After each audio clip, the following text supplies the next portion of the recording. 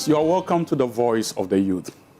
As you may be aware, the Voice of the Youth is a program that is designed to aid discussions that ensure personal and national development as far as young people are concerned.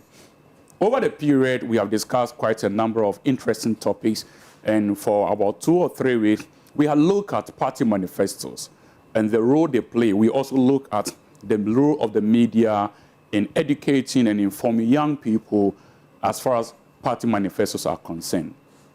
Not too long, the two major political parties in Ghana, the NPP and the NDC, have launched their party manifestos. And today, we want to look at the youth policy development-oriented part of their manifesto. We want to look at the policies they have put out there and want to look at how it is going to be very beneficial to the young people across our nation and delve into it. This program is coming to you live from the studios of Mido Productions. Anything sound, audio, or video can be obtained from Mido Productions Limited. And I am your host, Paa Quecy Adu. This one, or 030-2234-087. You can also send a WhatsApp message on 0242-548-796. And then we'll respond to your questions, your comments, and your contributions. But before then, I want to encourage you to share the link 10. I will introduce my guests, and then we kickstart the discussion. Don't forget, this is the Voice of the Youth, and I'm your host, Paa Quecy Adu.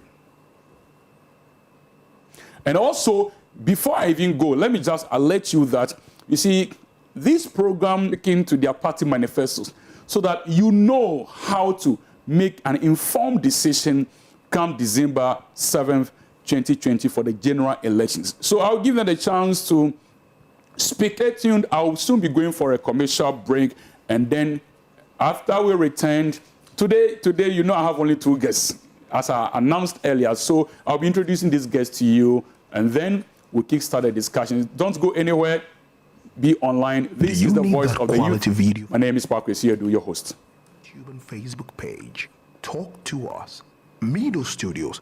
Experts in TV shows, virtual concerts, e-learning videos. 234087 or 0502-6512-8. Hello viewers, you're welcome back to the Voice of the Youth. In case you just joined us, this is the Voice of the Youth. As I mentioned earlier, today we're going to look at the topic policies on youth development, the NPP and the NDC manifestos. It is believed that the youth of Ghana constitute the great chunk of the country's population, or the labor force especially. And not only do they constitute the bulk of Ghana's labor force, but in terms of the nation's voting population, they are also in the majority. Hence, it is expected that policies, programs, and principles should reflect the concerns of young people and to the next level. But you know, the questions one would like to ask is, are political parties only interested in using the fullness of the potential, the zeal, and the enthusiasms of young people in implementing their policies, or they really have realistic and translatable policies? As I mentioned earlier, I want you to be part of this discussion. So share the link and invite 30-2233-021 or 030-2202-548-796. Please, the 0242-548-796, it's only for WhatsApp. For calls, call the landlines, and then we'll respond to your questions. So, thank you very much. So, hello, Mr. Idi. Yeah. It's been ages. Charlie, you're a big man now. Country. Well, life after school. You are still a student, or you are done with? Yeah, so that is it for school. I'm hoping that sometime next year I would continue. I've taken, you can say I'm done with school partially. Hoping to continue next year, inshallah. Youth of Ghana, the students of Ghana, and that is what we are into. And then we just thank Almighty Allah. One of my guests, let me introduce him proper so that you know him. So I have here in the studio from the NPP, the New Patriotic Party, represented by Mr. Idi, General Secretary, and also a member of NPP by the Ghanaian people. In December, very promises we made, many good works we have done. In almost good works of President Akuf, this government, to continue the very many good things we have started. So far, people will honor this government by renewing. The young politician, Mr. Idi Muhayidin. Viewers, I'll be going for a short commercial break. When I come back, I will introduce my other guests, and then we kickstart. Mido Studios, experts. Call now for your booking on 0382. Mido Studios, affordable prices awaits you. Do you need that quality video for your TVs, e-learning videos, reality show auditions, preaching, live band recordings and radio commercials? Call now for your booking on 0302 23. We are looking at policy proposals that borders on youth development as far as the NPP and the NDC manifestos are concerned.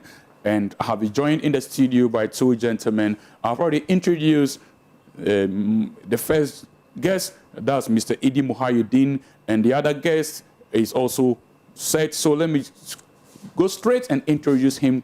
So Mr. Benjamin, president of the Ghana Institute of Journalism, and he's the spokesperson for John Dumelo and a member of the NDC Youth Wing. So how is John Dumelo doing? Oh, he's great. He's fine. He's doing well. Okay, yeah. And the NDC? Oh, we're okay. How is the NDC preparing for the general election come December 7th? Oh, it's going great. I mean, the things that are supposed to be done, we are on. The registration process, we've completed, and then we've started hitting the grounds to listen to the voters and also to tell them what we have. Can you speak up a little so that my viewers can hear you? We can. Okay. Look at me. Look at me. I want to look at me. Yes. You know, against it, but I think the Electoral Commission and the government, you know, we're just right now out with the voters, you know, and listening to you. Yeah, okay. Thank you very much. So viewers, I just want to remind you that you are going to be part of this discussion. You can call in by 030222330. Questions and contributions are welcome. So let's kickstart the discussion. So the question. So let me start with you, Mr. Idi. Thank you very much, Mr. President. So let me just put this on record that the two gentlemen are young people I have worked with when I was, Idi, like I mentioned, he's a former NUG, and I work with, respect each other. There will not be any fight in my studio. Of course, they are gentlemen. I have no doubt. I mean, we've done this back in the opportunity to work with. Very gentle. So let me take your general overview of Manifesto. Okay. Manifesto is essentially what we call a contract, the governed. So those seeking their mandate to govern contract. Okay. Now, manifesto largely, so you must be able to tell the people what you intend to do for them if they give you the mandate. So, EP, being a capitalist party, meet the people's expectations. We are private development, the private sector. We seek center-right political party committed to liberal, giving opportunities to the Ghanaian people, the youth of Ghana.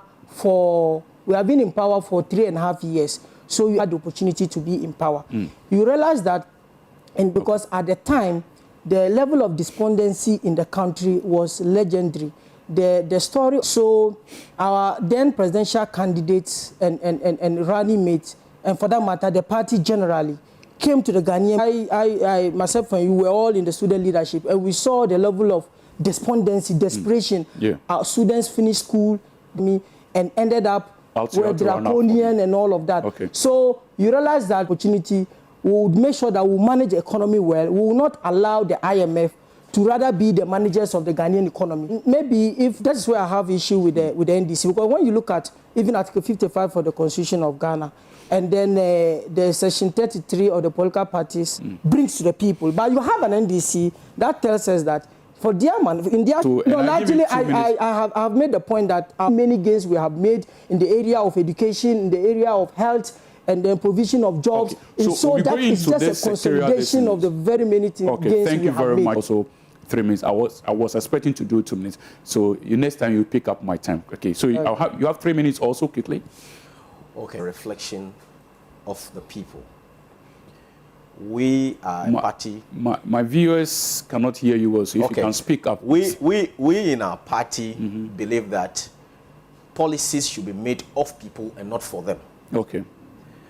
we're a party that is to the center left, that believe that majority of the people are the base. That is why you will see that that is for the people. So His Excellency John Dramani Mahama and the running mate, Professor Nana Jempoko Adjumani, has presented in social contract with the people who themselves were the one who wrote the manifesto. That the manifesto has generated, across country. I am even, surprised by the response that has come across that in putting together a manifesto, the best thing to do was to listen to the people, which was what we did. And I feel that everything that is carried out in that message, particularly that has to do with the youth, were inspirational, the bad, and we are almost at the point of a hopeless situation as a country, with the current people who are in charge. It's a manifesto that will re-energize people, and then they would be of the view that they would sit somewhere in a quiet place and then put together something, imagining what people will be thinking. Your time is up. Thank you very much, Mr. Benjamin Madugu Avonyoche. So, gentlemen, you both have outlined moderating, and you are the judge, and so they are here to inform us so that we can make informed decisions during the December 7th election. And more especially, we are concerned about how their policies are going to benefit youth wing, and also, of course, a member of the NPP. What, in your view, are the principal... I think the point I sought to make initially, which I'm not sure it came out very clear, has to do with... I am not begrudging the NDC or, for that matter, any political party for consulting. In fact, even before we came out with our manifesto, we did consult. But when you do the consultation, and then you collect views from the people, the onus is on you to sit me what I want currently. I can mention so much. Our wants are unlimited.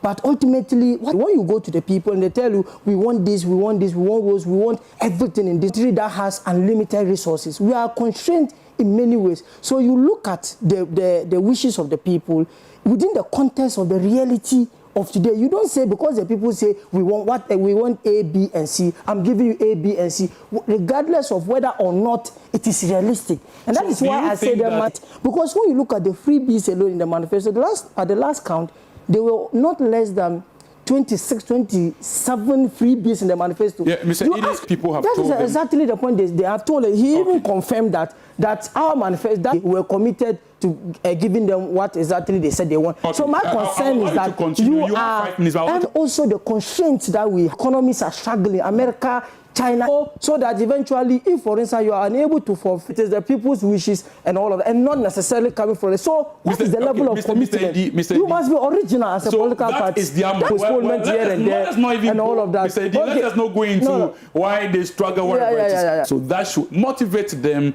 to vote for the. I recall that unless my researches are, my information gathering is wrong, 116 pages, right? And out of that, I have seen 143 of their manifesto has made 617 promises.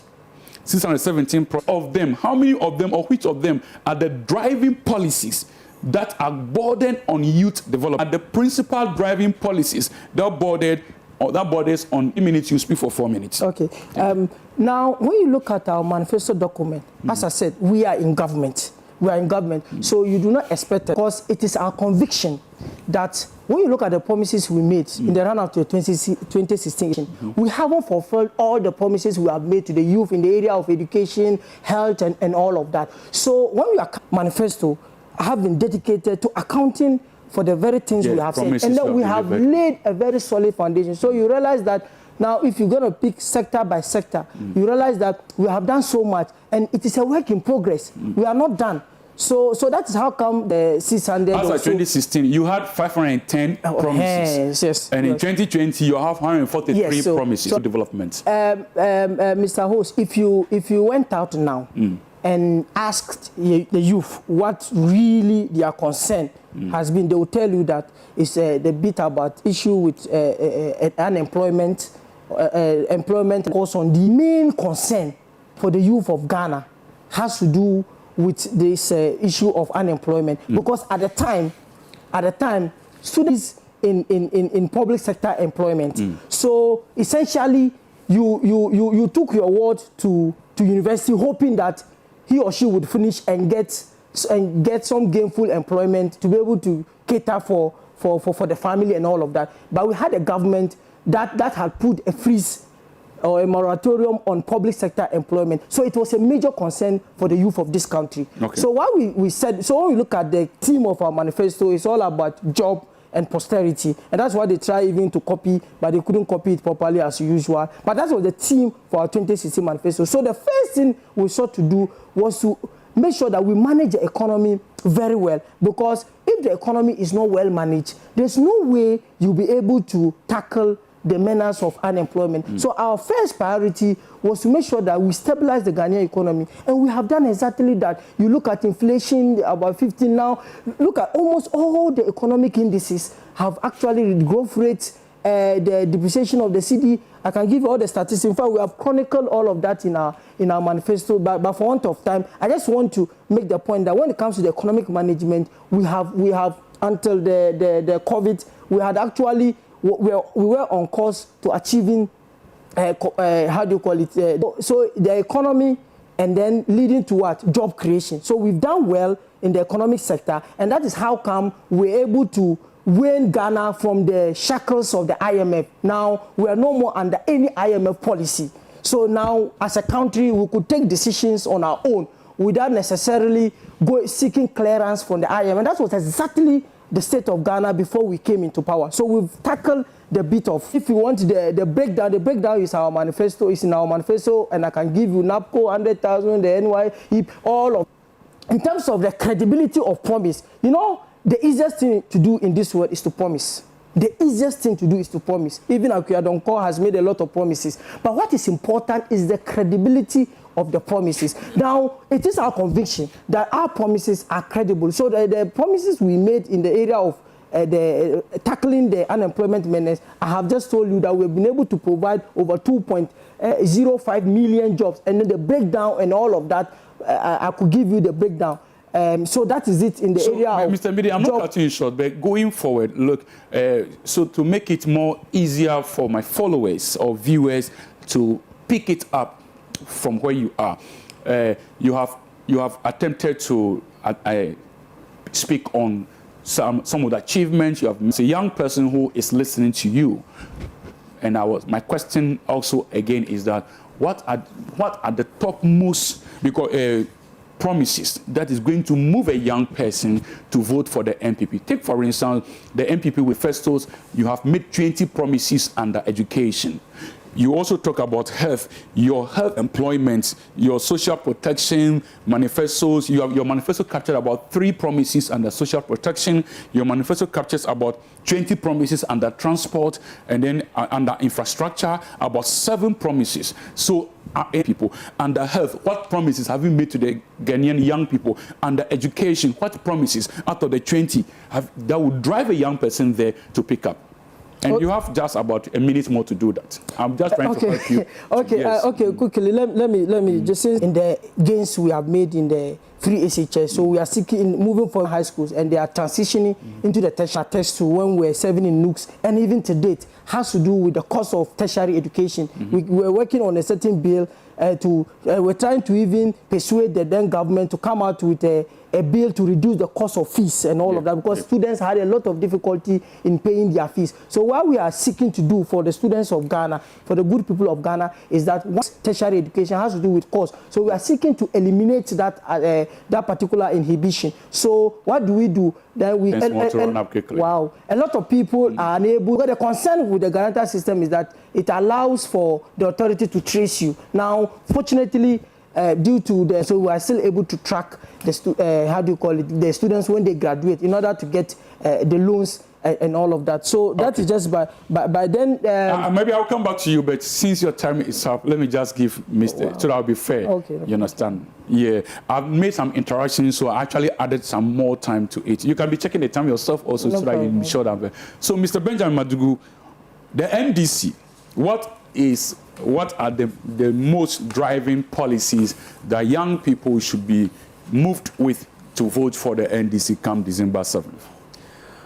Thank you. But before I respond to your question, and you also have 5 minutes. Yes, I want to make some quick observations of some of the things that he said. You know, prior to the launching of our manifesto. Can you speak up? Yes, prior to the launching of our manifesto, the New Patriotic Party, its presidential candidates, running mates, and its party members, including my brother's boss, Mr. Boydu John, were saying that the NDC had run out of ideas. In fact, the press has reported him saying that we have run out of ideas and that we can copy from them. Now, when the manifesto was launched, a group of people went out to town from their party and said the ideas were bogus. Then the vice president was also at another angle saying that we copied ideas from them. So the same group of people are saying that we have bogus ideas in our manifesto, and our manifesto's ideas are not achievable. We are promising too much. Then the running mate is up in the north saying that, oh, we actually copied from them. So we don't know exactly whether it's the bogus ideas that a group of people are condemning that the vice president is saying that we've copied. But quick one, our party's ideology is we are to the center left. So whilst your political party would have a way of carrying out its manifesto, which is that they will want to talk to the elite group of people sitting at the top and then decide to tell Ghanaians what they have for them. Our manifesto is people-driven because our ideological position is people-centered. That is why we have decided to report the people's views in our manifesto, because political parties are put in place not to sit among themselves and conceive ideas and put out there. They are put together in order to listen to people they lead and then take their ideas on board, and that is what we did. Now, to the substantive question that you ask, you see, first of all, President Mahama in his delivery has said something that I think was such an important thing, that look, it is time for us to separate the Ministry of Youth and Sports and have a ministry separately that deals with youth-related issues. And when he said that, I heard people saying, oh, look, this is not achievable, you can't do this, you can't set up another ministry for youth, they are working already. But you see, when you check President Mahama's track record in terms of job delivery for the youth, you know, in 2015, President Mahama set up the National Youth Employment Agency and put in place all the necessary framework. It is under that model that a lot of policies were rolled out in various areas. So when he says that, look, he's going to set up another ministry at this time for the youth, I think that he has a track record of doing these things, and that setting up that ministry would give a space to young people in this country to have a place to run to directly where their problems are being dealt with. Now, our manifesto also mentioned, particularly in the area of education, that there's a need to critically look at our education funding, whilst we also agree and think that there's a need to work to deal with the issues of the guarantor in facilitating student loan, which of course is a hurdle. We also are saying that 50% of the fees for people entering tertiary educations within the 2020-2021 academic year will be taken care of. And we are specific about these promises. We are very clear in our mind because we think that there's a need for us to respond to those issues in that manner. Why 2021? Why 2020, 2021? Of course, because that's the next academic year, just starts from September. Is it something that will be scalable to the next academic year or only that particular academic year? It is something that the government intends to run, you know, as of when we are still around. Okay. So I'm sure that the necessary is that 50% of people entering school between the year 2020 and 2021 academic year will be taken care of in the tertiary institutions, and we are clear about that. We have also promised that there's a need for us to extend the free education policy to cover private, you know, education. Of course, this will come with costs, but it is a decision that our party has taken, and I'm sure that we will stick to. Thing is, the free education policy that has been introduced by the current government is something that I'm sure that a lot of people, you know, are happy about. But the manner in which it was carried out was so haphazard. In you know, secondary schools, we will not have the kind of challenge that we are having with the free education policy 3 years on, where parents are even spending more money to keep their children in private, you know, classes, holiday classes, because at most of the time they have to come and stay home and go back.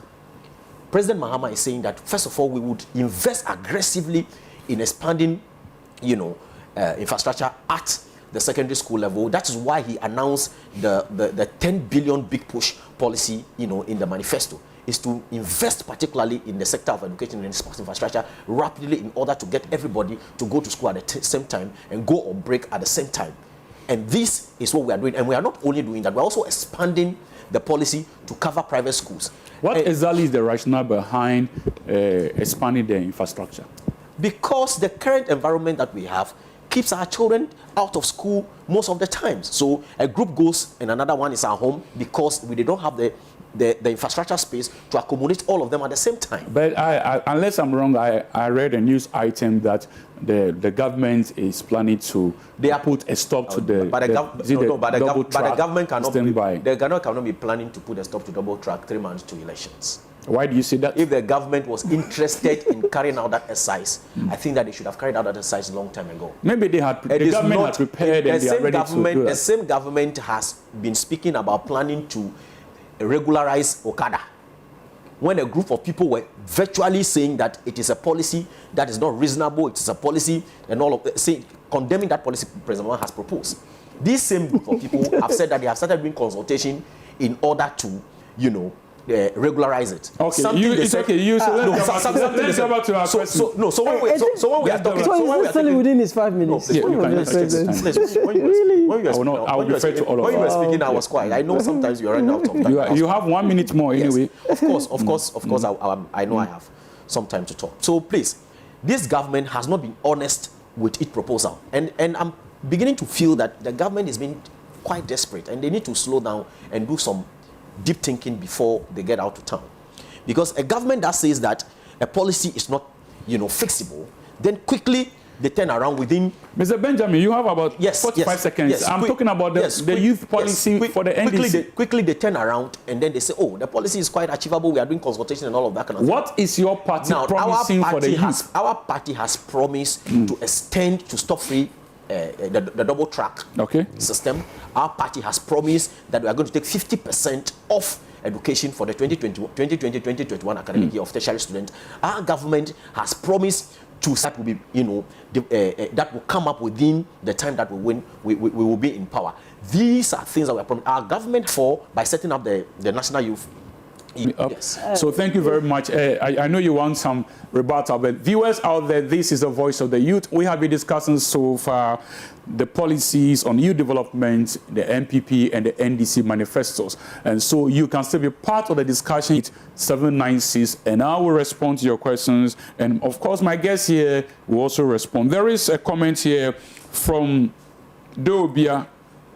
One from Dobia, he said, NPP is always the best when it comes to youth development in Ghana. Excellent submission from Alhaji Idi Muhayuddin. Keep the good works up. The future is really bright, from Dobia. So that's from Dobia to you to comment, Mr. Idi Muhayuddin. So you can also send your comments on this very number, 0242548796, and then I will read them out. Also on the page on Voice of the Youth on Mido TV on YouTube. Is that burden on youth development as far as their party manifestos are concerned. I'm going back to them to give their, I'll give you 3 minutes to kind of, if you want to rebut something that your colleagues have said. But within the 3 minutes, I want to know how your party intend to execute. That, as I said initially, as for promise, anybody can make a promise. You can make. The easiest thing to do in this world is to promise. But what is important is, first and foremost, the credibility of the promise. Because it is not the case that the NDC, the good news is that the NDC, John Mahama has had the opportunity to rule this country. Equally, President Akufo-Addo is the president of the country. So we are able to ascertain the credibility of the promises they make based on their track record. It's not like Ikuadonko, who is making one promise or the other, and we have no basis to measure, who has made all sorts of promises. Throughout their tenure in office, they have not been able to roll out even one single major policy to tackle the menace of youth unemployment. Not even one. Not even one. It was under the MPP that we came out with. He's trying to arrogate that to the NDC, that they came out, the youth enterprise, how do you call it, support and all of that. Everybody knows genesis of that. No, I didn't. You mentioned it. Okay, it's okay.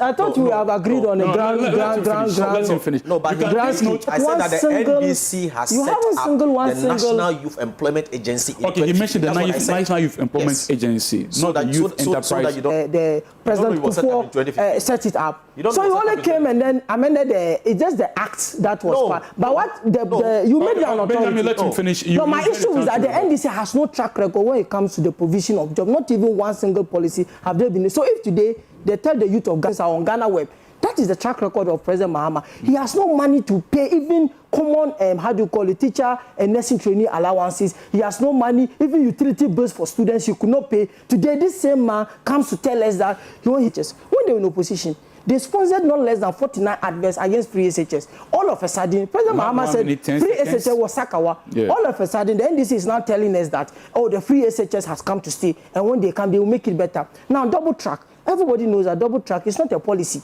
So, because it is a transitional measure to take care of the overwhelming number of, students who were enrolled following the implementation of the free SHS. And it's a transitional measure. As we speak, free SHS, the double track system is being eliminated.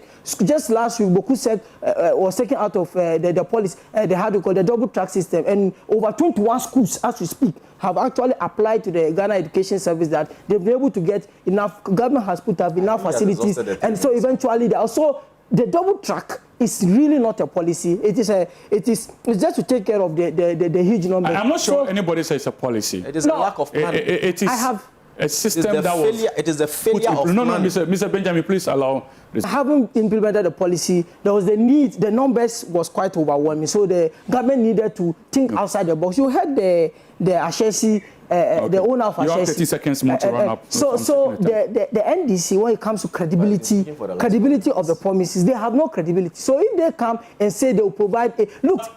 How you intend to run? You have about 50 seconds, but hold on. Let me pick this call. You have 50 seconds to tell me how you intend to execute your policies. Okay. Hello, Sifas. You are welcome to the Voice of the Youth.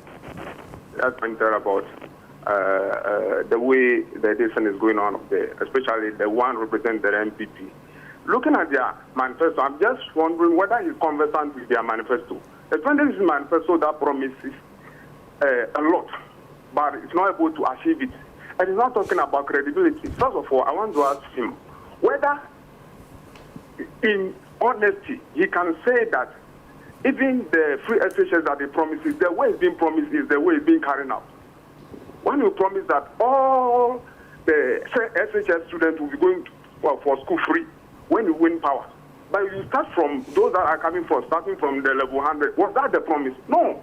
So when you're talking about credibility, that is where my discouragement is. If we, the youth that are going to take over from the elders that are supposed to be lying to us, are not, and I want him to answer this.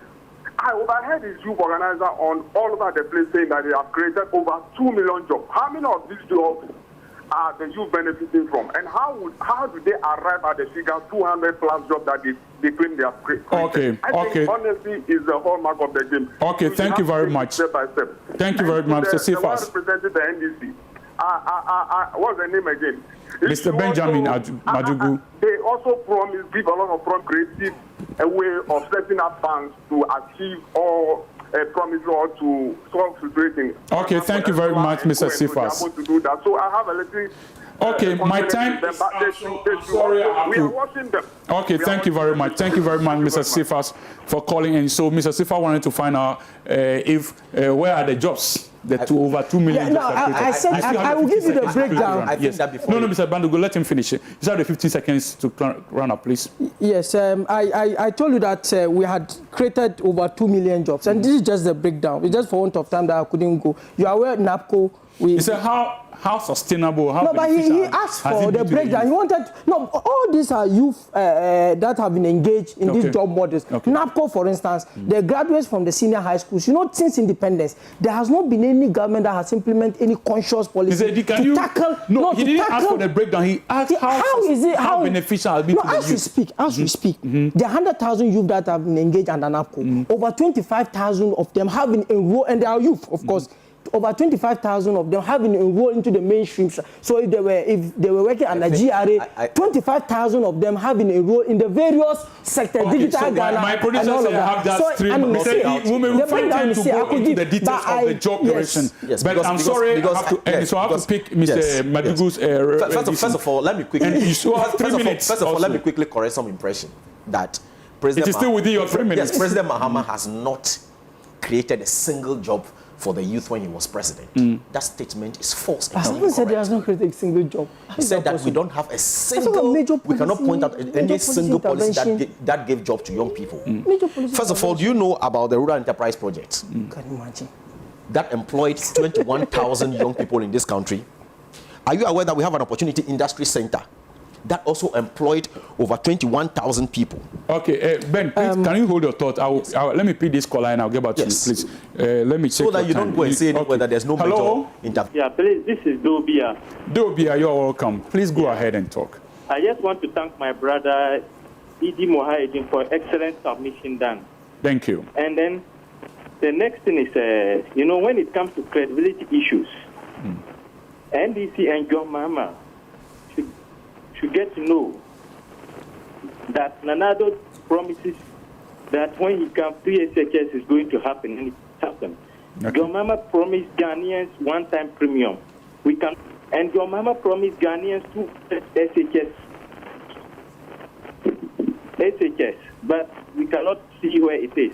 So when it comes to credibility issues, MPP is the best. You can continue your point. I was actually listing a number of support scheme that provided assistance to over 2,000 younger directly employed by these 2,000 people, and also the extended policy intervention that gave job to young people. Your government decided to do an updated version of national service by asking people to come and take job for 700 Ghana cedis for a period of time without any plan of sustaining that job, calling it NAPCO. And just all over 25,000 I decide to call that policy, and I don't have anything doing. Okay. The MPP decided to rename that policy and call it NAPCO, the free education policy. You have about 45 seconds? Yes, they introduced the free education policy without proper thinking and foresight. That is why he is here today saying that double track is not a policy. Double track is a policy that came up out of your inability to think through the implementation of the free policy. That is why parents are spending money keeping their wards in private classrooms. So what will you do so you collapse the free SHS? How are your promises going to be beneficial to the young people? Just like the youth, but how are they going to implement agency? You haven't answered the question. Yes, have been set up 37 seconds. and You has been haven't answered set that up with question. several models. We are actually extending it to cover people in the private sector. That's not only what we are doing. We are actually the next time I'll offer you we are actually aggressively investing a 10 billion big push into building and expanding infrastructure in the secondary school so that we don't have to keep people at home for parents to be paying for their private classes. That's what we are going to do. And that's what parents want their wards to be doing. It's not about creating a policy and keeping people on several tracks and keeping them at home. That's what we are going to do. So our policies, like they created a National Youth Employment Agency, okay, in 2015, your time is all the up, necessary legal framework. That is today. Their government Thank today you very much, Mr. Benjamin. You had a big push. You had $10 million before. I will off the two of your microphones soon if you don't want to keep quiet. So I'm still the host of this program. Your vice president has promised money that was Stanley Bryan in it. So these are some of the comments from you, our viewers and followers out there. And so, gentlemen, I will give you policies that borders on youth development, looking at the MPP and the NDC manifesto. So I'm starting with you, Edie, 30 seconds. No, you should also start. You should also start. Let you also start. Okay, Benjamin, that's okay. You can start. So 30 seconds. My concluding remarks are the NDC has a better alternative. It's a government that has a track record of implementing and supporting youth, creating agencies that are focused on youth development and youth agency support, startup businesses. I believe in him. What he said is going to create a youth, ministry that would deliberately be an institution focused on youth development, I believe in him. Okay. Because he has a track record of doing so. Okay. And I hope that the Ghanaian people will take this opportunity and vote for the NDC so that we can take out the kind of environment that we have now, the tyranny, the hopelessness. Thank you. Your 30 seconds is up. Thank you very much, Mr. Benjamin Madugu. Yes, Mr. Idi Mohamed. As somebody who is passionate about education, I want to tell the youth of this country that if you are concerned about your future, on December 7, if you are concerned about the future of free SHS, on December 7, there will be free SHS on the ballot paper. They should vote for Mr. Madugu, can you keep quiet, please? Oh, please, producers, can you off Mr. Madugu's microphone for me? They should vote that they should take people. Mr. Madugu, please. Yes. Benjamin, please, can you allow Mr. Idi to talk? Yes. So on December 7, the people of this country, the youth of this country, Mr. Madugu's the youth of this country, Parents don't have to be paid more to keep he speaks about. Mr. Benjamin, please, I'm not happy with this. Please stop it. Idi, talk. I'm going to put on record that this double track, immediately they cancelled double track, immediately. Essentially, they are saying they are going to collect the free SHS. There's no way, as we speak, they say they are going to implement, they are going to roll out a policy to subsidize SHS, to subsidize university cost of university education by 50%. His youth organizer, his national youth organizer, was on TV when he was asked how many universities, tertiary institutions do you have in the country, he couldn't answer. How much will it cost them to roll out that policy? He couldn't answer. So I'm telling the Ghanaian people that the credibility matters a lot. Please, Mr. Idi and Benjamin, please. every single investment. Okay, Mr. You can mute their microphones. Thank you very much. Thank you very much, viewers out there. So this has been the voice of the youth. We have so far discussed. We have discussed youth policies. You have discussed policies on youth development, the MPP and the NDC manifestos, and I have had in the studio two gentlemen. Before I thank them, I want to use this opportunity to wish Gabriel Awudi a happy birthday on such a great day. I wish you the very best on your birthday, and also want to Marvin and Jennifer, congratulations on your birthday, and all those who send messages to who made time to follow us, the producer, the director, the guys behind the scene, making sure that this program comes to you live. Thank you so much, and for making time to make sure that we have a great program.